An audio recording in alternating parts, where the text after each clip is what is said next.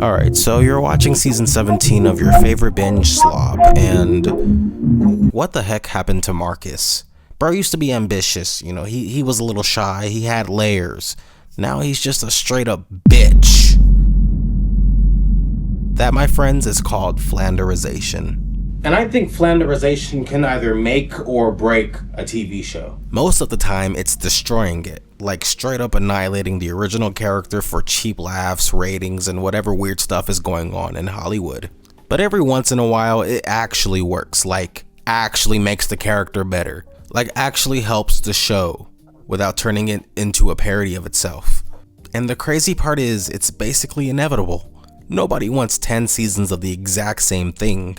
I mean, think about it. Would you hang around the same people for 10 years and they never change at all? Because if so, that means whoever's writing you fucking sucks.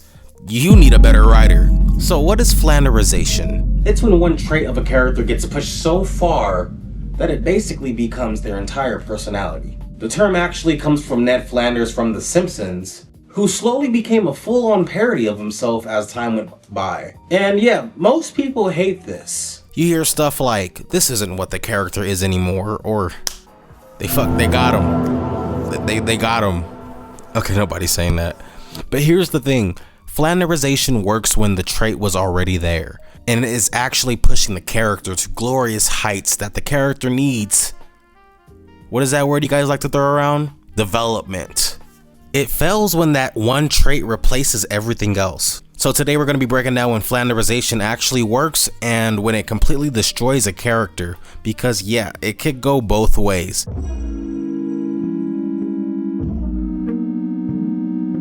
And the perfect example of this is actually Steve Smith from American Dad. When American Dad first started, Steve was basically your typical nerd stereotype. Deadass like a fucking McLovin trope or something like that. Just awkward, weird, and predictable. But as the show goes on, they actually push that. Now he's this overly emotional, dramatic, and low-key confident ass loser with those random ass R&B vocals. And they're gonna hit every single time. They're gonna hit every single time.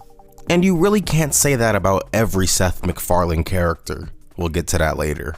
See, it's normal for a character to start with one clear trait, but it's on the writers to evolve that trait into something bigger, not flatter.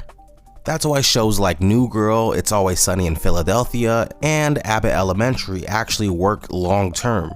They push their characters to new extremes while giving them arcs and growth.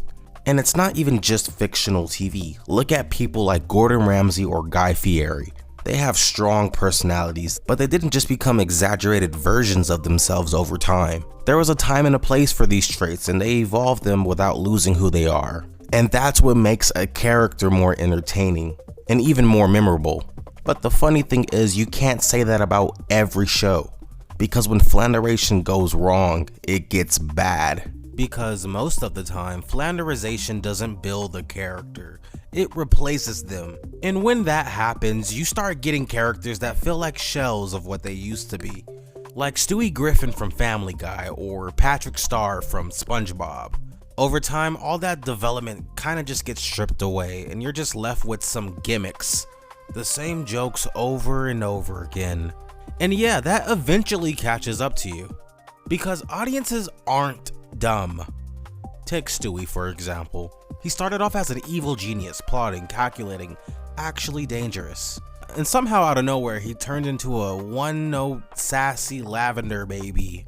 There are 5 original sentences left, by the way, guys. Like, yeah, it's funny sometimes, but it's not the same character anymore. And you see this a lot with the dumb character trope too. At first, they're just a little slow, a little clueless, but as the show goes on, they just straight up become fucking dumb. Like non-functional, like. At this point, it stops being funny. And it just feels lazy. It just feels lazy. Let's call it what it is. Lazy writing. It's like you're watching a character get reduced in real time. And this doesn't just happen in TV. It happens in fucking real life. Take a look at Dwayne "Rock" Johnson. At some point, every role just started feeling like the fucking Rock. You know shit is bad when you're typecasted.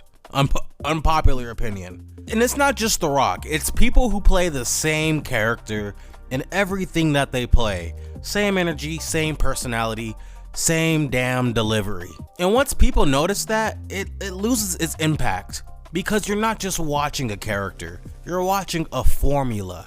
And when it gets to that point, the character stops feeling real. They just feel like a joke. So why does this keep happening if people clearly notice it? Well, a lot of it comes down to one thing: time. The longer a show runs, the harder it is to keep characters fresh without repeating itself. And unfortunately, most writers suck ass. Writers and teams get replaced all the time. At some point, writers start running out of ideas, and instead of developing the characters further, they deadass just exaggerate what's already there. Just lazy, and the worst part is they get paid for it. Some creators simply just don't give a fuck. And on top of that, audiences kind of reward it. Clips go viral, memes blow up, the loudest, dumbest, most exaggerated version of the character gets the biggest reaction. So what do writers do? They lean into it very hard. Characters get simplified, so jokes hit faster and slop gets produced. Yes, big studios will know they are the butt of the joke, but they will still find a way to profit. And before you know it, the character isn't being written based on who they are anymore.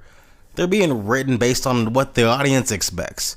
That, my friends, is the worst case scenario. I've seen these opinions on the internet. It's not. No, keep the audience away, please. Flanderization isn't the villain. It's M. Night Shyamalan. He is the villain of this whole thing. He created Flanderization, and yeah, that's what this whole video is about. So yeah, I'd like to see your comments and your questions, and share with me some of your M. Night Shyamalan films.